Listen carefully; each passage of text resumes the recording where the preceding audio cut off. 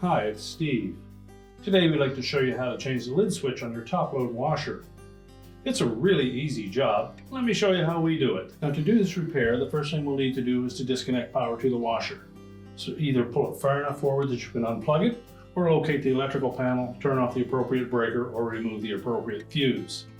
Now, once we've done that, we will need to at least pull it far enough forward to access the retaining screws for the console that's secured to the main top. Once we've done that, we can access the part.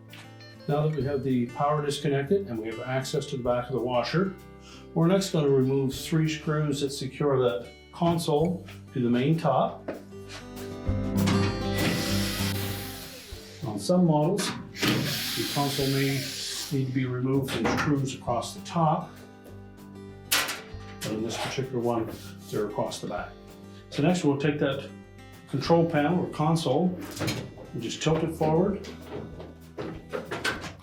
till we unhook these little feet on the front. And that will give us access to that lid switch. Our next step will be to disconnect the wire harness to that switch. So grasp the connector. Now it's in there quite tight, so you get a good grip on it and unplug it.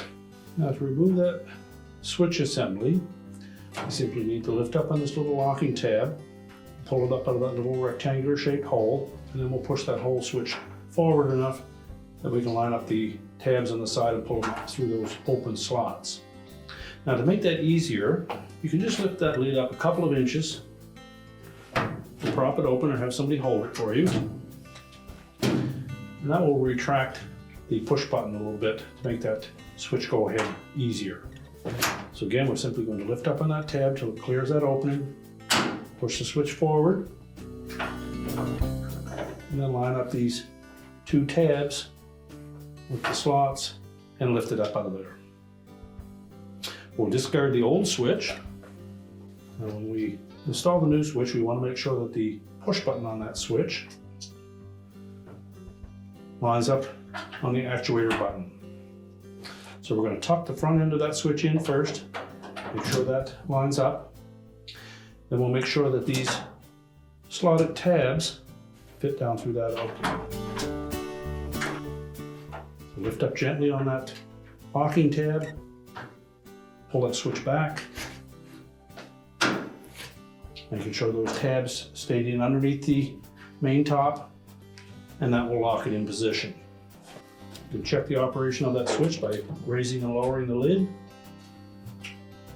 And you should hear that switch contact when the lid is in its closed position. Next, we'll reconnect the wire harness. Make sure that's firmly pressed into the opening.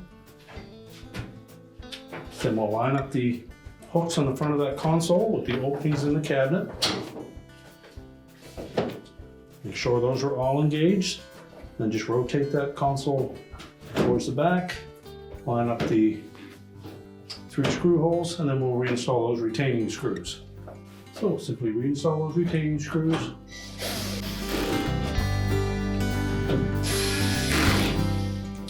And now we're ready to push that washer back into position. We're now ready to reconnect the power, and our repair is complete.